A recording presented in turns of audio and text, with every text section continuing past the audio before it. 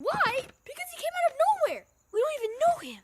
Now that it has been confirmed that The Boss Baby is coming back in 2021, you want to find out all there is to know about this captivating movie. The good news is that you don't have to look too far. We've gone through the trouble of digging out all the interesting details. In today's video, we will be talking about everything you need to know about the actors voicing the various characters on Boss Baby 2. There's even one that's related to a top politician in the United States. So sit back and relax while we take you through all of them. But first, a simple reminder on how to enter our brand new giveaway. We are giving away either an iPhone X Max, the new iPad mini, or MacBook Pro. It's all your choice. So be sure to leave a like, comment the keyword, subscribe, and turn on notifications to enter the giveaway. It's really that simple. Ted, voiced by Alec Baldwin. In case you don't know who Ted is, we're talking about the Boss Baby in the first movie. Yeah, we know that he didn't exactly have a name back then, but he's an adult now. An adult who goes by the name Ted Templeton. This character will be played by Alec Baldwin, who is no novice in the entertainment industry. Despite Ted being all grown up now, he still hangs on to the same behavior as when he was a baby. In Boss Baby 2, he drinks a formula produced by his niece, and this turns him back into a baby. There is a new mission in town, and it involves saving thousands of babies from the villain of the story. Now that Ted is a toddler again, he has to learn that he just can't solve every problem with dollar bills while he works for his ambitious little niece, which brings us to an interesting theory that a lot of people have about this new trailer. There seems to be a connection between Ted and President Trump.